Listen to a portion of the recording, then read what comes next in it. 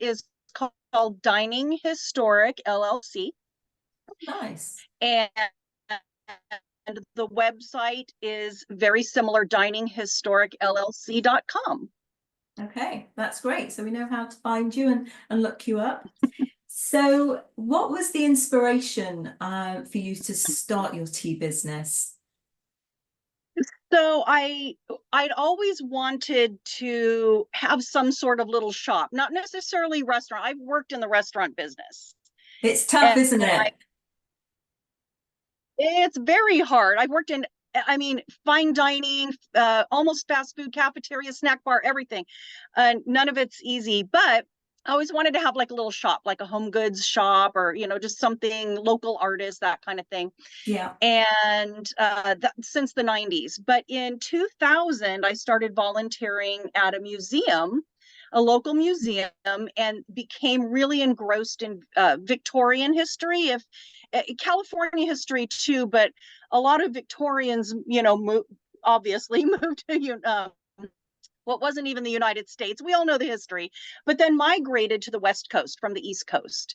Sure. So there's a lot of Victorian style homes here. Not really a lot of history, but the museums embrace that. So in that, I became, we wear costumes and things and portray I actually am who they call Mary Bixby, a local business owner here, or at least her husband was. This was Victorian United States.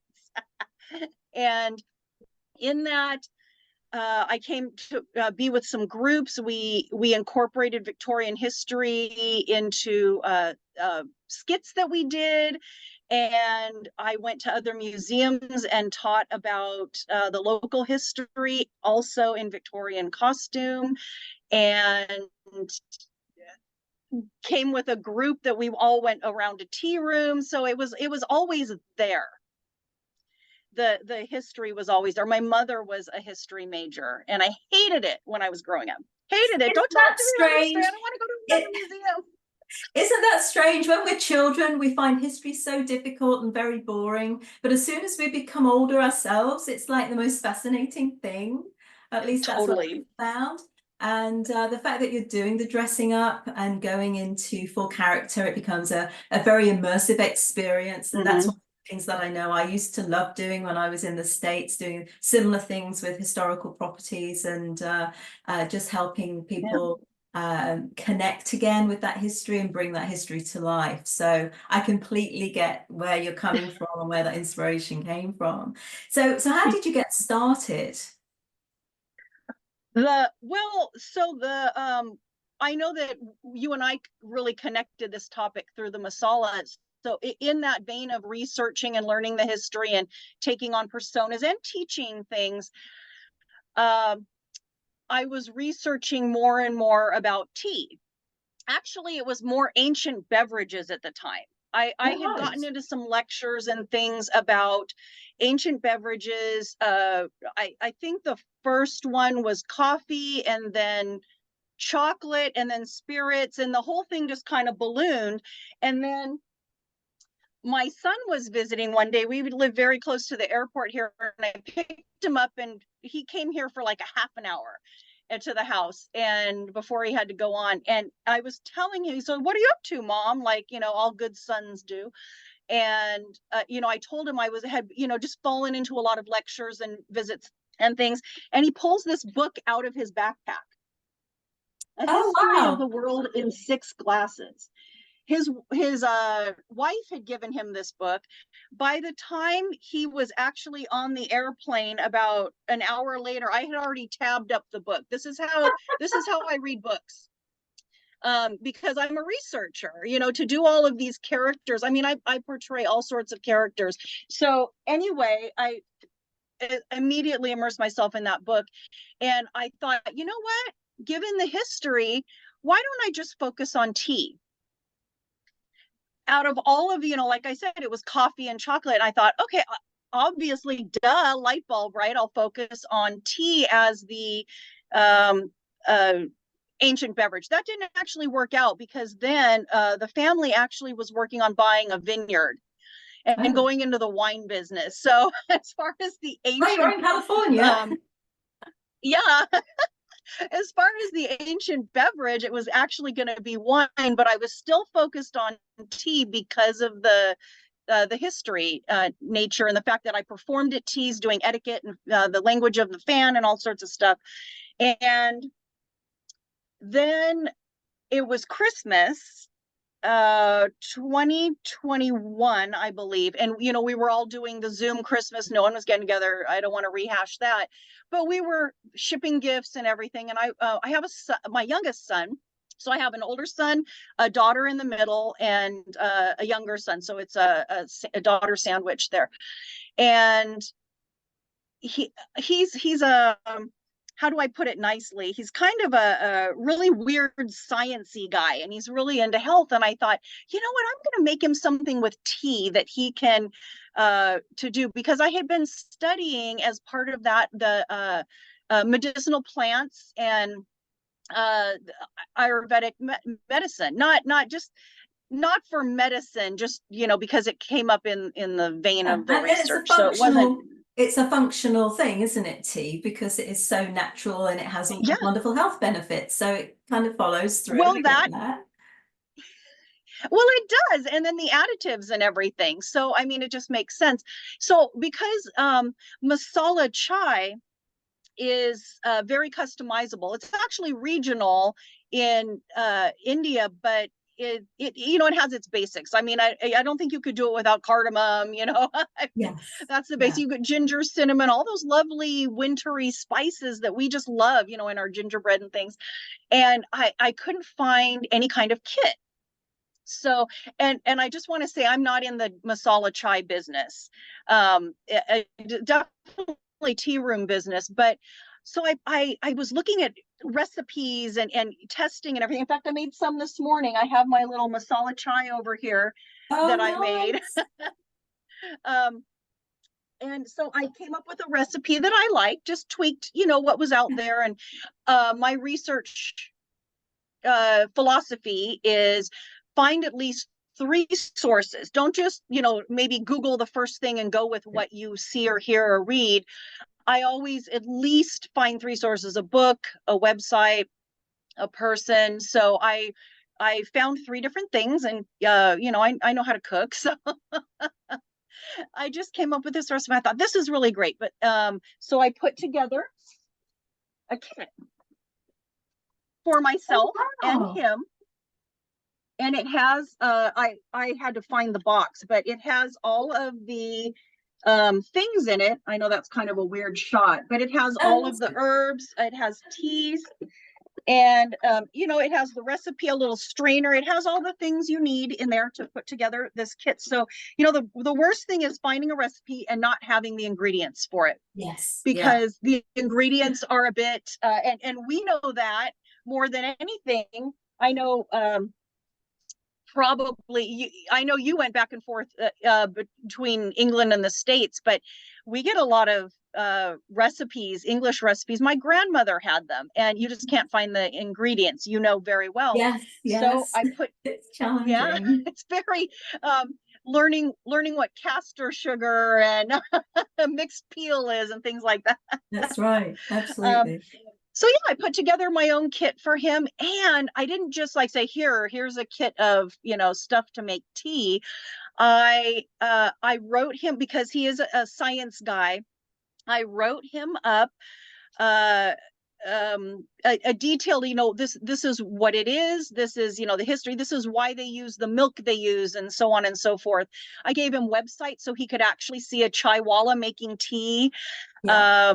And I gave him some things that he could research about the health history of all the herbs, the ingredients that are put into it.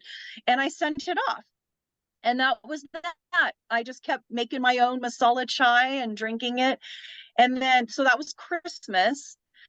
And then January 3rd, 2022, the next, just weeks later, I was driving in my car. I volunteered at a garden, so I was driving home from the garden, and I was just like, you know what? There's just no place to get together and do these things and share tea and share stories and share history. And um, the local tea room down the road had closed. Uh, she was ready to retire, but it was COVID, 2020. She's like, okay, I do. I that's know it fine well. too. And so I knew everybody did, but she said, okay, that's that. Yeah, no. And I, and it just, while I was driving, I'm like, just open up your own tea room. And so the rest of the drive home, my brain was just on fire. And that's kind of how it started. I came home immediately. I dropped my keys and went on the internet and looked up all the past tea rooms I had visited, just, if they were still around and what they were doing differently.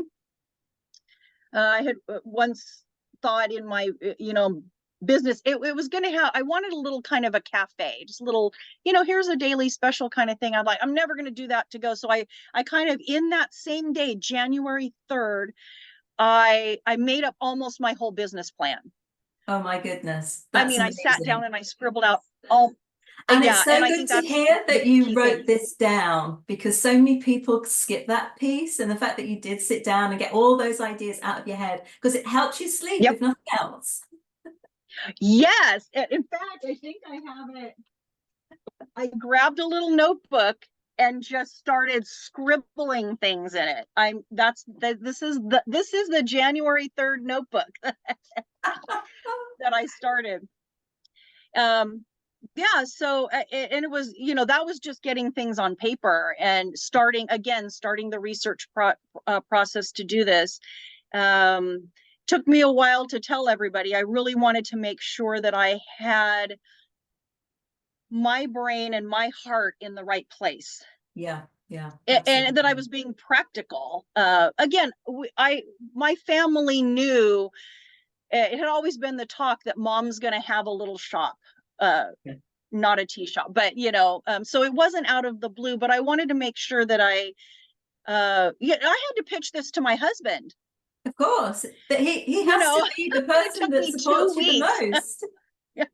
It took me 2 weeks to get it all together so I could just pitch it to him. Yeah. Yeah, yeah. I think it took me 2 years to wear mine down. Every time we went past a location, it was like, that would make a great tea room. Oh, that would make a great tea room. That would make a great tea room. He said, Tina, just do it. But it did Oh, take a while. definitely. And mine does that now because I've been looking for, I mean, obviously I didn't start looking right away. I was still, learning all the ropes. And I think it was like 6 months. Yeah, probably. Well, 4 or 5 months before I started really looking. And now he works in the area where I'm looking. He didn't before. So now Mhm. as he's driving around, he's like, this is a great spot. And I have some key factors. So whenever he comes home, and I mean, again, now we've been going through it for almost 2 years.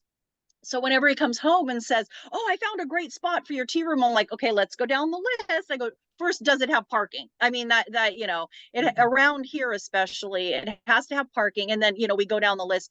And there's 3 or 4 factors. And then sometimes it's like, no. And one of the things I really want, fingers crossed here anyway, is a second generation restaurant. So at least I have the foundation of a kitchen, because I don't, Yes. for our budget and what we worked out, I don't want to have to start from scratch. You know, that is probably the best advice I could give anyone. In fact, I was answering some questions only today on the Facebook group where people were Mm-hmm, saying, how much does it cost to start? And mm-hmm. I took that same view, that it was I like the way you put that, a second generation restaurant. So I was looking for somewhere that at least had a kitchen that had run either as a cafe or something and had a 3-bay sink. That was my Yes. criteria. It had to have at least a 3-bay sink in there, because I wasn't going to afford the whole build out, because you can't really take it with you. You're basically putting it into somebody else's property. So why would you spend so much money of your hard-earned money investing in stuff that you could eventually find in a kitchen if it's been a kitchen before you. So I think that's a Yep. really wise criteria that you've got there. It is wise. It's also one of the most difficult It things. is. It took me 2 years. It took me 2 years and I think about 30 properties that I Well, looked at. Not, I didn't go into all of them, but I like looked at it mhm, and considered it and went through that criteria and went no. yep. Um, but when I did find it, you can't contain yourself because I remember going in to see our first tea room and I looked at a property down the road like a few days beforehand and I'd gone through the whole process of building the business case around that location, refining it. I did a survey. I did so much work. It was like I was going to do everything I could until I had to spend money. That was how far I was prepared to go with that property. Yes. And on the Friday, I'm looking over the plan and I'm going, it just doesn't feel right. It just doesn't feel right. So on the Monday, I contacted them and said, no, I'm not going to go ahead. It's not quite what I'm looking for. And I reached out to my accountant that I was bringing on board because I'd been running my business as a small home business. I didn't need a fancy accountant, but going into the restaurant industry, I knew it was going to be a much more complicated business and I needed someone that could support that. And I contacted him and said, look, I'm really sorry, this property that I was going for has fallen through. I'm not going to go ahead with it, but I still want to keep you kind of in the wings as my accountant when I do go forward. And he said, well, actually, I know of a property of one of my other clients. And honestly, it happened like that. So I went straight on the Wow. Friday, no, I'm not doing it, to Monday. Tuesday, we went and had a look at it. And I'm looking around going, oh my God, this fits every part of my criteria. And I'm trying Oh, not to get excited in front of the landlord because right. I didn't want him to put the rent up. It was like, it was really bizarre.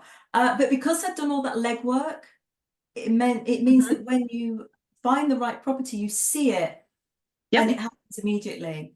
So don't be put off by the fact that it's harder and it's going to take longer. As long as it doesn't get you down and you lose the enthusiasm for what you're trying to do, it will come. And the fact that you're doing tea party catering in the meantime, you're building more experience and you're getting more confidence and everything. So when Mhm. it comes, you will know it. So I'm so excited for you. I'm glad to hear you say the words. I know this in my heart. And I did have a place back last fall. It took 3 months of lease negotiation, Yeah. and I finally cut it off. There was a point in the lease where we just Yeah. couldn't agree, Yeah. That and was exactly the and same as this mine. was a Yeah. beautiful kitchen and everything, but it didn't have the grease trap, and had already worked with the city to try to work around that, and I put know more about grease traps than any person should ever need to know. I'm just saying, it was like I had to read the manual, I had to get the sizing, and the sizing was right. based on the sink, not on the size of my kitchen. And it was like, oh my gosh, I know far too much.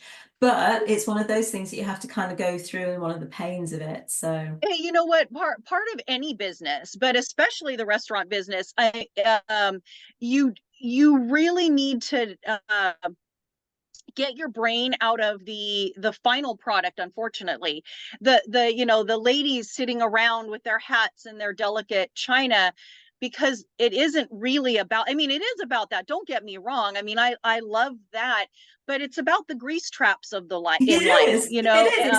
It's not all dainty, yeah, dainty sandwiches, and no, wouldn't it be nice? There's a lot of no. hard graft and shit at the back end. You excuse my Yep. So, yeah, it is. And I mean, I knew what a grease trap was, but I never owned a restaurant, so I didn't have to worry about it. And now it's like, oh my goodness. And anyway, so I don't want to talk about that, but no, it is. I wanted something that at least had the infrastructure Yeah. that I could put, it had the plumbing and the hood space, and um it, yeah, it's just been a real challenge. And then you want the aesthetic too. unfortunately, where I live, the beautiful little cottages aren't zoned for retail even. So, Mm. and if they are, that's because that it's way too small for the modern family, and it's just, a little main street has been turned into uh a business area. But those places really don't have, the restaurants aren't leaving, people love them. So I've had to get a little creative. um and of course, in the 2 years, the expenses have gotten higher. Mm. And not just for the food. I mean, the rent and Yeah. in fact, the nitty gritty of it is here in California.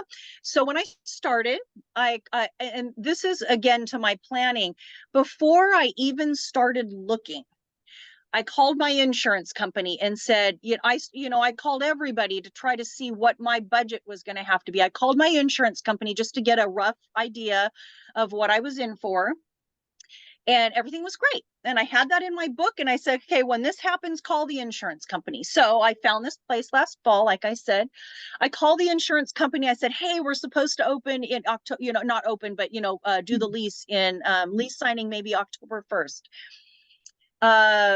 Oh, we don't insure businesses in California anymore. And I said, I Oh. thought that was just homes. And they're like, nope, it's businesses too. And I mean, you could have just wiped me up off the floor like spilled Yeah. tea. It just, um, it almost made me cry. I'm like, okay, now I felt like I had to start over when I knew I didn't. It was just one of those things that I had prepared and it was easy. And so now that's going to cost more. And, Yeah. so everything has gone up. It's just, Yeah. it's a Yeah. little horrifying here right now, actually. Yeah, no, I feel you. I do. Yeah. But like you say, you know in your heart that the right thing will come, and when Yeah. the time is right and you're ready, it will appear. I'm pretty sure of that. Yeah. What would you say was the biggest lesson that you've learned in the process so far? I wrote that down when I saw your questions, and now I can't remember. Okay, I want to, what my gut wants to say, and I'll just say it is, I I really learned again. I'm a research. Obviously, I think I'm a preparer. I backload everything before I go out Yeah, the chute. The with cities and government, and I know it's just difficult because I've worked for 501(c)(3)s, and it could take a year just to buy a supply because you have to go through all these hoops, and I knew that. However, once I started, the zoning and the lease and the sanitation, and going with the city and the county. Keep in mind, so I live in Long Beach, that's LA County, but I'm also looking in Orange County. So I'm yeah, dealing with two different yeah, counties even, which isn't unusual, but uh, the right hand really doesn't know what the left is doing. I recently went to a Chamber of Commerce breakfast, and I told this guy actually worked for one of the sanitation, because I said, when I applied for my business license, this was in Orange County, it told me, oh, you have to go through the sanitate, you can't finish the process till you go through this. So I went to that, and they said, no, you're crazy. And they said, you have to talk to OC San, which is Orange County. And so I went to them. They're like, no, you have to talk. And it's like, okay, I get that. I totally understand. But I said, do you guys don't even know? How am I supposed to know if the people that are guiding you don't even know? And from a person who really likes to have their act together before yes, they, yeah, produce, I really found that appalling. And it just, it I really honestly, I told in fact, I came home that night. I'm not getting off topic, but I'm getting off.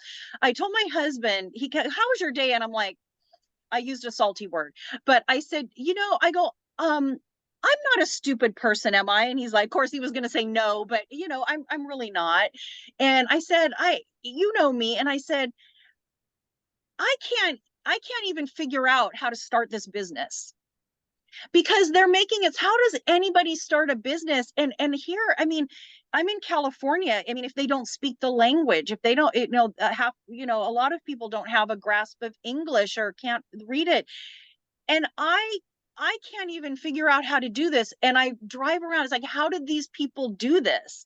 And I honestly, I think a lot of them just go in blind, because that's one I of the, think you're I right. told my lawyer, I think, I go, does anybody really sign these leases without going over? I said, do they just like, oh, there's a stack of 30 papers, I'll just sign, because I read over every word, Yeah, and there were things in there that I couldn't agree to, which is why I don't have that lease right yeah, now. that's it. And I really think that people just jump in You're and do it, which absolutely is right. nice, Yeah, you're and then absolutely and then right. are then get hit with things. And then they I figure really it out honestly, as they're in business because then they've done something they shouldn't have done, and then they have to change it. And it's an expensive way of learning to do it. I think what you're trying to do is obviously a much more robust approach. But also, I found that sometimes you don't know the right question to ask, and you don't know the question to ask the right people. mhm, And I know I went between true. the city that was dealing with the grease trap side of things, and the fire marshal on the fire side of things, and the health department on the health department side of things. So to try and bring all that together, and I think in the end, you do what you can, you Mhm, mitigate as much of the risk as you can, and then you step out and you do what you need to do, and yeah. you'll soon get put in the right position if things aren't quite right. So I agree with you there. I just think it should be it easier should be, to. it should be. I But I all don't these think you different should. departments don't make Yeah, it easy because they have their own thing that they do, and yeah, it can yeah. be I don't think anybody frustrating. should. I don't think anybody should have to just say, "Well, I'm just going to start," and then let the fines come at me. That's just really Yeah. a No, it's not a my good as my way of a going. back ass words approach. Yeah, yeah, That's about absolutely. however she said it. Anyway, um, because again, people are putting their life savings or going into a lot of debt just to start, Mm. and then to be hit with fines, and oh, I didn't know that, and then it makes them feel small. It's like, well, but I didn't know, and that's a Mm. an honest approach. But yeah, it just, I don't know, it seems a little unfair, and I don't have thin skin. I don't It's not fair kind of situation, but Yeah, no, I know what you're I saying. It's really think that it's frustrating. It's difficult. frustrating. And it is Yeah, easy to miss things. And especially yeah, if you don't know the right questions to ask the right people. So yeah. what advice would you give to other people looking at starting? I think we've covered that. Do your research, get your back, know as much as you can know. Um, don't let it scare you. Don't because once you have the knowledge, it's very scary. But follow that passion. But just educate yourself along the way, and it hopefully would be easier. As I sit here, it doesn't sound like it is, but you really do ease your mind when you prepare yourself. Yeah. I think the more you know and the more experience you get, because you're going to go through this a few times, you're going to learn a little Mhm. bit more each time, you're going to uncover a little bit more. And even when you're delivering your catered tea parties, you're going to be learning things about how to hold food, what menus work better, what's a busy Yeah. time. So you're going to learn so much just by, I always talk about taking little steps rather than this like, oh, let's just jump in, let's just spend all our money, let's just, raise a lot of funds and just jump in without really doing the research. Really bad idea. Lots of little steps. I think what you're doing is Yeah. definitely the right lines. One of the Okay, things so about the catering, oh, sorry. no, go on. One of the things about the catering is I what I so when I say catering, I branded myself as a personal chef. Hmm. And so every kitchen I go into is completely different. And I have parameters when I write up the contract. I said, it has to have this, and it has to have this, and has to have this. But just getting yourself into different kitchens, different ovens and everything, and it's different every single day. The menu is pretty much the same, because I have to either prepare it or use prepared food, Yeah, rather than just using all of my own recipes, which is good because now I have some surprises for the tea room. Not everybody's had. um, in fact, the day I pitched the idea to my husband, he'd never even been in a tea room. He'd put up with my nonsense for years, but he'd never been in a tea room. However, the very first thing out of his mouth are, you have to make your chicken sandwiches, my chicken salad. And nobody's had, I mean, my friends and family have, but nobody that I cater for has had that chicken salad because it takes a long time to prepare. Right. So I still have some surprises, but yeah, that's the thing is, it's always a shift. Everybody's house that I go into is different. So I have to constantly be on my feet and on, on. Yeah, yeah, Yeah. yeah. You'll be on your game, top of your game. And And that's this, business. yeah, and certainly what you were saying about ovens, every oven is different. And if it's the first time you've used an oven, Mhm. then you've got to really keep an eye on those scones, girl, otherwise they're gonna go. Yeah. Yeah, no, that's cool. That's really cool. So do you have any questions for me? Is there anything I can help you with? Is there a challenge or I know, pick my brains as you've got me. I didn't really expect that, but I first of all, I think the Facebook and the shift, I know that it'll get there, but I think those types of communities have been very useful. Hmm. When I first found them, I was just reading through all the posts, scroll, read everything. It's like, oh, okay, and then getting to the point where I could ask my own questions and have you as the resource. Um, but what I'm really interested in is more about you, and uh, and I mean, you don't have to share this any of the story that I don't know that you don't want to, but the fact that you came to the States and then you had several tea rooms. Um, and I don't know if that shift was because the husband moved or you felt that it wasn't the correct spot and moved. But what made you want to do it over and over and over? And as much as of that as you want to share. Yeah, While I'm still on the I phone didn't time. know I didn't know what I didn't know.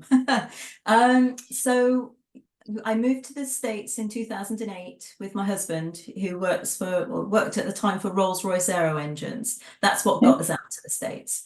We moved there 2008. By 2011, I was starting to, well, I was getting a bit antsy. It had taken us a year or two to kind of get settled in.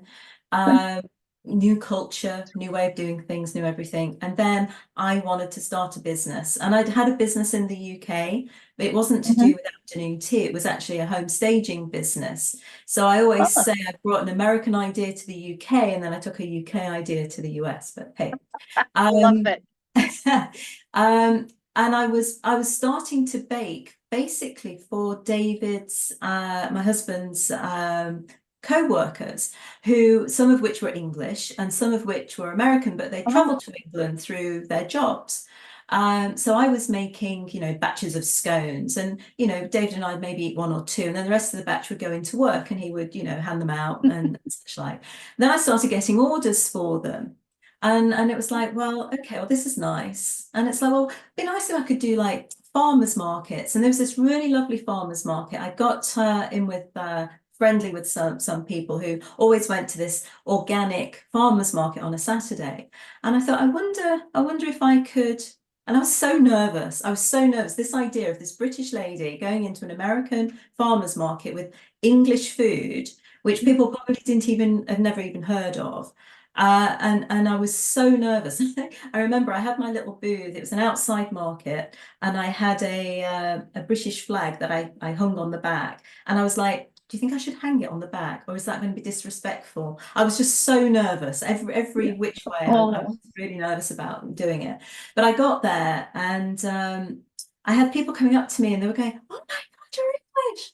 And it's like, "Yeah." It's like, "Oh, you're doing scones," and it was just like this amazing kind of over enthusiasm. And I came away from that going, oh, and of course I completely sold out of everything. And I spent the mhm, next year and a half, I think it was, selling scones at various farmers markets. I think I got up to 4 farmers markets in the end per week.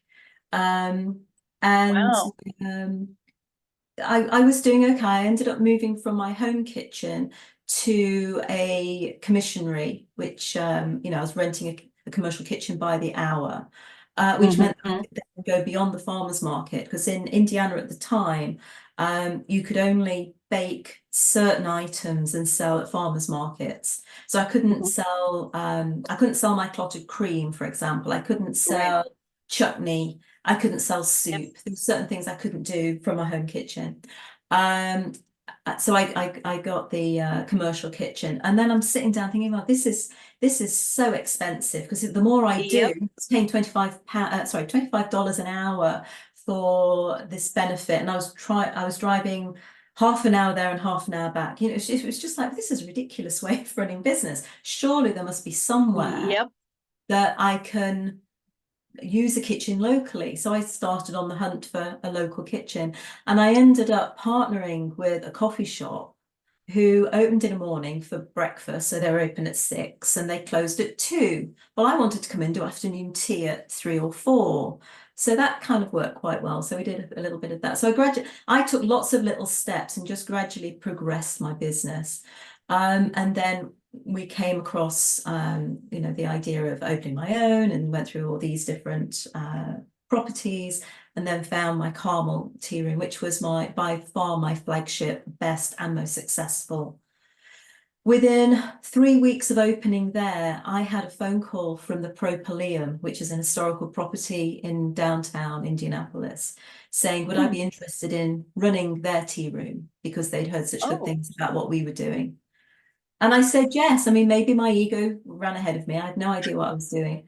And I said yes. But I wouldn't sign the contract until I'd run it for 3 months, because I really wanted to understand how it was going to work. And the biggest challenge there was, it was a business within another business. They wanted to take all the reservations through their team on the front desk. It Hmm. was just like, no, I need to be able to manage how many people I've got coming in, when they're coming in, what I can do for them, the menus. They were wanting to continue with an old menu that they'd had from a previous incumbent. And it was like, I don't make souffle. That is not my forte. My forte is English afternoon tea. Know what lane you're in. So you're learning all the time. So after a few months there, we pulled out of that particular project. So that was like my second foray into tea room. The coffee Oh. shop that I'd worked in, they were looking to up level, and they brought us in, and we ran that for about a year. Um, they didn't quite get it in that area. It perhaps wasn't the best location. And then my fourth place, I had a 3-year lease. I ran it for 2 years, but again, we were losing more money than we were making, and my Carmel tea room was Hmm. supporting it. So I've had bad location. That's what I've learned. I've learned what good location Yeah. looks like, and I've learned what bad location looks like. Which I think gives me some credibility in what I'm doing now within Tea Room Secrets, to say, well, it's not all been sweetness and roses for me. I've had some tough times, and this is how we've managed through it. And then through COVID, I actually got to the end of my lease. I'd got to the end of my 5-year lease in Carmel, and I was on a 1-month rolling lease Hmm. scenario. My husband was looking to take early retirement, and it was like, we can't, because I've still got the tea room. Well, then COVID came along, and that kind of Hmm. made that decision easy, let's put it that way. So we decided to, and it broke my heart to let it go, because oh my gosh, that last year we were soaring. It was wonderful. We were doing, and I was doing all those all those things you were talking about, dressing up and educating people. And we had the schools coming in, and it was just and I ended up letting all that go. And now I'm living back in the cottage that I grew up in England. Yeah. And I'm starting over again. And my vision now is to have a little tea shack on a little piece of land that we own in the village. Yeah. There's no amenities in the village. So I'm thinking it would be nice, a little place for people to come and get a piece of cake and a cup of tea. We have a lot of walkers. We have a lot of visitors that do Airbnb in the countryside. I don't want the big place anymore. I don't want world domination. I don't want a tea room in every city, which was an idea of mine at one point. I thought Really? I was going to franchise, I was going to do the whole 9 yards. But I think because I've had such a challenging time with the 4 different tea rooms that we had, and staffing was very challenging. I thought the best way I can support the tea community is to support other tea room owners being successful. And that way I can ensure that the tea mission, this idea of having a safe haven, And it doesn't necessarily have to be a tea room. It could be tea at home. It could be catered Mhm. tea parties. It could be just really good tea that you're providing to people in whatever form that is. That is just such a wonderful, settling, connecting. I don't know, it's just this community of tea appreciation aficionados, if you like, coming together. And if I can have some impact, not just in America, but also in the UK and in Canada and Australia and a little bit in Europe, because that is how big the network has got now. And if I can help a little bit, make that a little bit better, a little bit more sustainable, then that's more than I could have ever done by owning more tea rooms. Does that make Yeah, sense? it makes absolute sense. My head's ready to fall off from all the bobbling that it's doing, because that's inspirational. And also, and for me personally, but I'm sure anybody that, hears your story, what they're going through. I mean, I did the same thing with the catering kitchen.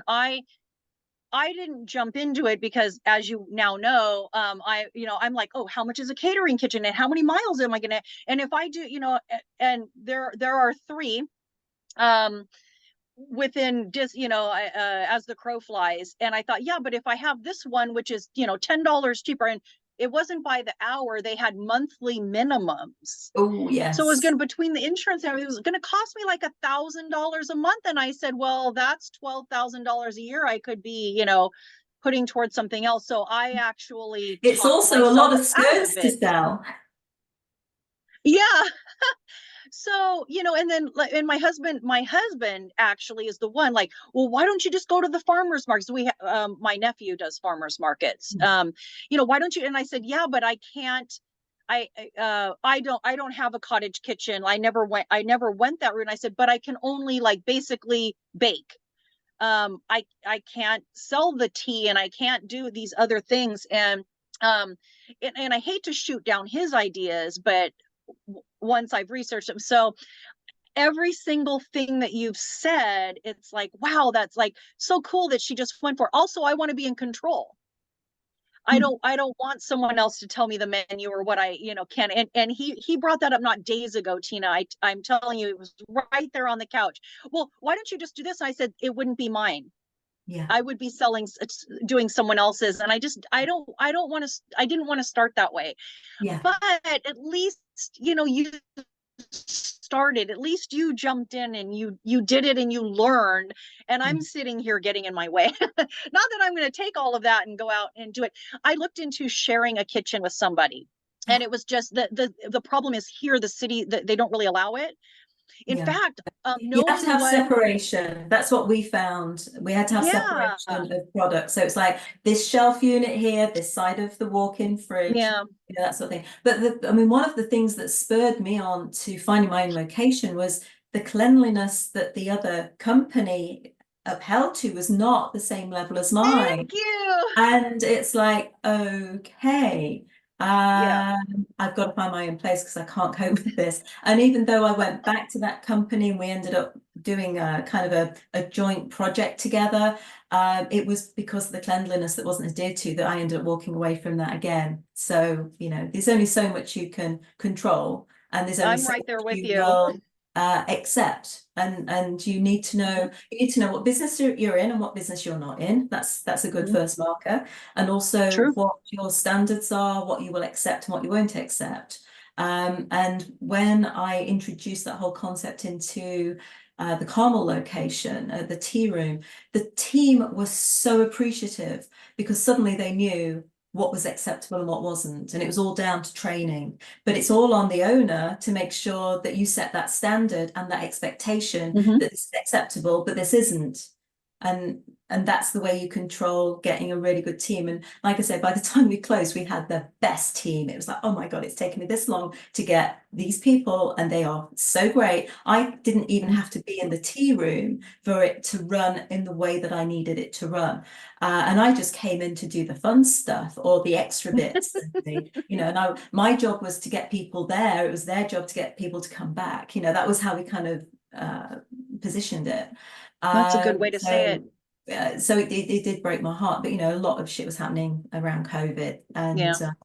when I ran my numbers, because you need to know your numbers, I was going to be another 50K in the hole within 6 months, and at my point Oh, in my career, I didn't want to take on any more. Yeah, so I basically sold that tea room business, and then we moved back here and mhm. started over again. Hey, But you have the background now and the knowledge, and in some respects it's easier, and well, starting. I think of myself as a recovering tea room owner. So, I love that. yeah, and I've been down all the dead ends and all the yeah, we've had, like I say, we've had lots of success, but it's not been without our challenges. So if I can help in any way, I'm here for That's that. a good tagline for all of your social platforms. That's awesome. Thank you for the feedback. I appreciate that.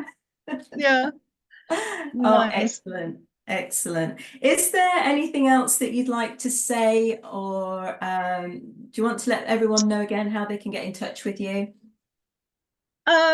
Well, they can get in touch. There is a link on my website, but Just through remind the us of through the the website the again. tea room groups. The website is dininghistoricllc.com. But the email is dininghistoric22@gmail.com. So if anybody in the group wanted to email, Yeah, it's quite simple as well, or through the social media groups. yeah, yeah, Um, one thing, it isn't a criticism at all. But one thing I've noticed on any of these social media groups is, and you said it, we are from all over, and it's absolutely amazing.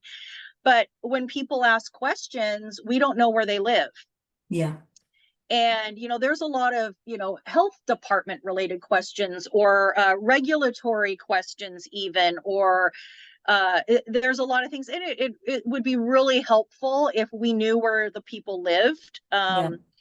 And not down to the coordinates or anything, but Yeah, what city are even you from, or what the country you're county in? or the state or Yeah, whatever it is, because I know sometimes I've been off the mark, and then I in the beginning anyway, until I really realized it's like, oh, they don't even live in the United States, that's right. or Yeah, whatever. yeah. We do have people So, everywhere. It is difficult. I mean, we do ask that when people join as part of our joining question, so I know where people are from. Uh, mhm, but to make that kind of known for everyone all the time is difficult. mhm.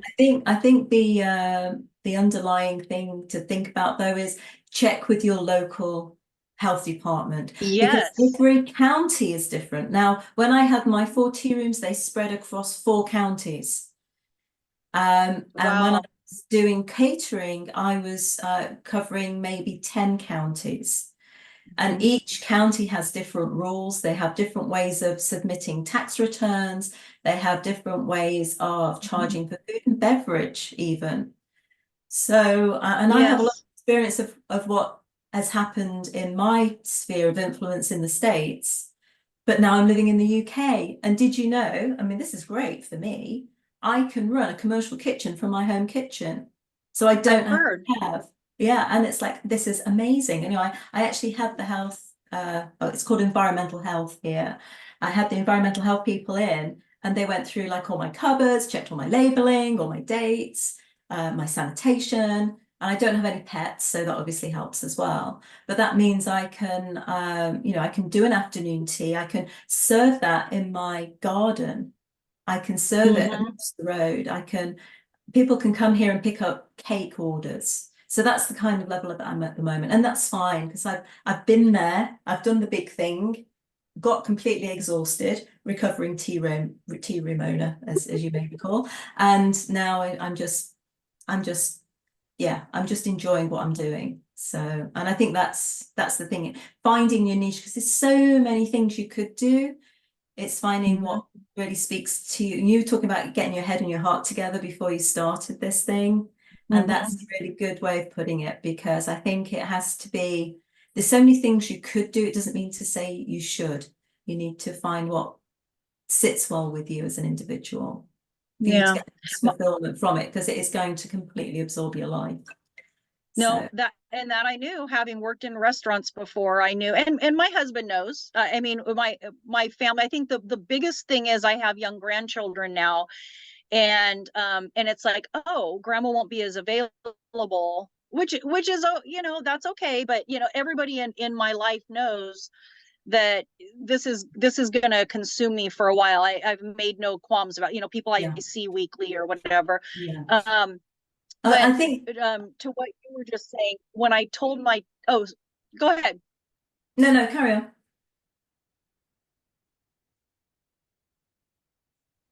When I told my daughter, because I told all my children at different times, they live in different areas, so I wanted to see them, and so when I finally told my daughter, I had baked some sort of baked good, and she actually said, Mom, it's like it takes everything you love and rolls it into one thing. Yeah, yeah, And no. and that really, and I wrote that down. I wrote that in the book. Yes, absolutely. And I think Yeah. that's an important navigator for you as you go through your business is this really something I want to be doing or not? And sometimes you have to try it and see how you feel about, well, will I do that again or not? Well, actually, I want to do more of that, lean into it, or it's like, nah, blending for me is not my thing. So that's something Mm-hmm. I'll leave others to do. But one of the things I do say, especially if you have got family members that you want to spend time with, and if you've got grandchildren you want to spend some time as they're growing up, is make sure that you don't, when you do start, that you're not taking on so much that the business can't run without you. You have to be able to build in a second in command that can run the place when you're taking a day off. And wouldn't it be great to sit with your grandkids in your tea room, Mm-hmm. being waited on by your employees and not you? And that, I think, if you keep that one thing in mind, it will just shift everything. Because I think sometimes we want to do everything ourselves. But the restaurant industry, as you know, is so complex. It has so many moving pieces. You will run yourself into the ground. And I know so many tea room owners before I set up Tea Room Secrets that would think, oh, this is something I'd like to do when I retire. And I'm thinking, no, please don't do it when you retire, because actually you're going to be too old by then, because it is so Mm-hmm. physical. If it's something you do want to go into in your later years, I mean, I said I'd have a tea room by the time I was 50. I was 48 when I opened my first. I'm now 58 and I would never do it again. No, that's not true. I'd love to do it again. I just don't have the energy for it. But you Yeah. need the people to support you to do it, because you will just completely burn out. And I've known people that have maybe lasted 2 or 3 years before they've burnt out doing it. How Um, difficult was it for you to find someone who had the at least the passion to run it the way you wanted? I think it came down to knowing what my expectations were. I mean, I Mm. don't get me wrong, I interviewed some people that I would never even offered a job to. And I had one lady who was a career server, if you know what I mean. She was like older Mm-hmm. in years, but all she'd done was serve. And I thought she would be fantastic, but she was so grumpy. And Oh. I was away for a week, and I came back to reviews that said, this person obviously didn't want to be there. And it's like, no, I don't think she does Oh. she? And it was just like, and for a tea room, I mean, it's one thing if it's McDonald's or a fast food restaurant, if you get a little bit of attitude, but if you get that in a tea room, it's like, that won't cut it, girl. I'm sorry. We're gonna have to let you Yeah. go. And I think that's the thing, and that's been the easiest thing, I think, in the US, is that I've been able to let people go. If they haven't Mm. worked out, I just not stood for it. It's like I lay it out what my expectation is, and if they don't hit that, then they don't last very long. But then, yeah, I mean, I've had some really good people who just want to do a good job. Um, Okay. I've had some good experience, or maybe even some bad experience, and I think it can be quite an aggressive environment in some restaurants. And a tea room is very different from that. So people that had been in that kind of severe environment kind of came to me, and it was like, wow, this is a breath of fresh air. And it's like, I'm glad you appreciate that. You Yes. carry on working hard and we'll carry on making it nice for you and you can carry on here. Um, and Yep. they did, they stepped up to the plate and they did a fantastic job. And I always refer to my team as team. I never referred to them as the staff. And I think just simple word changes like that can make a big deal. Hmm. And plus the fact once I got them trained to the point where I could step away, it's like, well, it's my name above the door, but you guys are actually running this place and it wouldn't be Tina's Traditional without you. You know, so having that kind of reliance and respect for them helped as well. Yeah, it works that way. So I run a lot of volunteers for two organizations, and it's exactly the same way with them. And I also call them a team. Because one person can't do it without the other. If that's one right. spoke of the wheel is broken, the whole Yeah, wheel collapses. So yeah, yeah, I feel the same way, and I never really put that together until you said it just now, that it is. And I've worked with 200 volunteers, and they're great. Each one has its own thing, but not all of them are as enthusiastic. And there are some that you really know are there just because they love it and they want to do a good job, just the way you said it. So that, yeah, yeah. like anything. And I think those are the people that are very easy to identify. They just come with a very different attitude, I think, when Mm. you're interviewing them, when you're actually seeing them working. But like I say, I wouldn't tolerate. I've never been a person for just hiring somebody for the sake of hiring somebody. It has to be the right person. And then once they're in the team, if they're not kind of, if they're coming in late and other people are having to kind of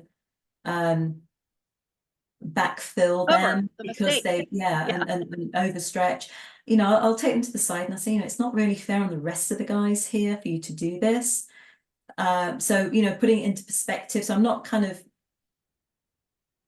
I don't know, I'm not beating up on them, but I'm showing Hmm. that the impact on the business that they're having. You're So teaching just, them. yeah, I think and I think it's just making them more aware that, their contribution does matter. And when they're not here, it's really missed. Everybody's kind of like having to do more, and that's not really fair. But one of the other things we did as well, referring to tips, and I know things with tips have kind of changed over the last few years, but we would always do group tips rather than individual tips. So even my dishwasher would get a share of the tips. Hmm. Because my view is, if we have a dirty fork or a dirty cup going out, then that cripples the experience just as much as cold soup coming out or something that's Hmm. underbaked. So, it has to be across the team. So that's why it's always been teamwork. That's Um, really great advice right there. And it is because the person is looking at the person sitting at the table wanting this magical day, gets the dirty cup or whatever it is, and it reflects on the person who brought it to them. yeah, And you're absolutely right that that kind of sharing, it's important, so everybody has uh, a piece of the outcome, that's right. not just That's some right. half work. It doesn't matter, I'll just wash these dishes and it'll be fine. And yeah, Yeah. and then it Um, reflects badly. You get a bad review because of dirty dishes, and then the health department is coming out, and that's and right. that's bad for the whole business. That's right. And Yeah. what we would do if we ever had a bad review, and we didn't have many, but if we did have either a complaint in the restaurant or something online, we would it would get raised with me. We'd come into a huddle, and it would be like, okay, so who was around and who saw what was happening? Let me have each person's viewpoint on that. Okay, what could we have done differently? And work out what that would be. And it's like, well, so what will we do again so it'll never happen again? And I've even pulled product off the menu if we haven't been able to get it out in the way that I need it to go out. If we haven't found the right way or a better way of doing things, because I'd rather not offer something than offer something poorly. So, we It's a would good have that, point. and it would never be a blame culture. It would be, okay, we know we're not going to let that happen again, don't we, as a team? Hmm. Then everyone can take away what they need to from that. And going forward, we're going to do it this way. Is everybody happy with that? Yeah, fantastic. Well, let's go ahead and let's have another great day. That's a Um, really good point. so I say just to come to it in a slightly different way rather than yelling or blaming, or because often where blame is, it's because the training hasn't been put in place or the learning hasn't Mhm. happened. So again, it comes back to, well, what more training do you need? What have we missed for you to not know this or to think that this is okay? So yeah, anyway, we're going into hiring and all that lovely stuff, which comes down a lot later down the road. Yeah, but it's good. It's good to hear the background and what makes the business tick and how to make it better. So That's right. And I think um, to have that, like I say, yeah. it's as an owner, it's knowing what standards you are going to set for your business, Mhm. what you're going to accept and what you're not going to accept, and sticking by Yeah, that. It's very similar to young children, isn't it? You need to give them, extremely. yeah, giving them, the constraints, what they can and can't do, giving them that Mhm. guidance, then they know when they step out of line that, yeah, so similar sort of idea, really. Yeah. One thing Anyway, I always said was put yourself in the other person's shoes yeah. and treat them the way you would want to be treated. And it goes with children. I mean, sometimes you just have to get the message across, if it's Mm. dangerous or something. Yeah, of course. And Yeah. sometimes it's like, well, why did they do that, or why are they not understanding, and how can I adjust myself to Mm. help them understand? That's And right. it's the same way with employees. And you were saying, don't just come down on them, because if you were sitting there in their position, would you want the boss in your face, Yeah. yelling at you, or would you want, okay, how are we going to work this out? How are we going to make this better? So Yeah. yeah, that hit the nail on the head there. But yeah, Yeah. and from the customer's point of view, I'm very much into uh sitting down and understanding what the customer sees and what they expect, not just what I want them to know, Mm. Yeah. what I want, no, you're going to like this tea, or you're going to like this, experience. Sit down and really get the experience from their point of view. Yeah, How do absolutely. things look? How do things taste? How are they set on the table? Every aspect of it. Yeah. I think that's huge too. Yeah. Always put yourself in the other person's Yeah, absolutely. position and act accordingly. That's in any business, any family. Yeah. Yeah, absolutely. Absolutely. Yeah. It's been helpful, Kim. It's been very interesting from my point of view to understand where you're coming from and where you are in your business. Well, I'm happy that the masala chai it really was. It was the last thing that happened before I'm like, I can do this. I mean, I put all this together, so it was a neat little spark there. And I really do. Um I don't make it very often because it's a little more difficult, but it's very, very good. In fact, today I made mine with an Assam tea that my son brought me from India when he Oh, was there on a nice. business trip. Oh, So that's nice. That'll be a yeah, nice depth so of flavor to it. Oh, fantastic. And yeah. do you boil Anyway, it in, do you boil your spices in the milk or do you add the milk to a water infusion? How do you do that? no, so I do it in steps. So I found with the masala chai, I boil the spices in water. Hmm.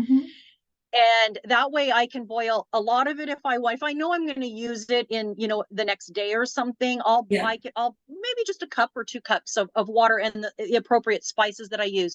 And then when I'm ready, and like because this was so early in the morning for me, and I knew that I was sharing the kitchen with my husband, I made the water last night. I did all the spices and stuff last night and I put it in the fridge. So then as long as the water's boiling, once I get the water boiling again, then I add the tea for 5 minutes, because I don't want to put the tea too early because it'll get bitter. Either the longer it sits or the hotter, we all know that, or most of us know that. Um, and then, so once I'm committed to the cup, then I add the tea. Right. And so I have the water going, and then I add the tea. And then once the tea is steeped, then I bring it back up and then I add the milk and get that warm, but never hot, because I don't want to reboil that tea. Yeah. I don't want it to get bitter. So yeah, I do it in steps. And then I add the sweetener last and to adjust it. So I don't want to add it too early and get it all out of whack. So yeah, I Yeah. add the sweetener last. And in this case, I use maple syrup, real maple syrup. Nice.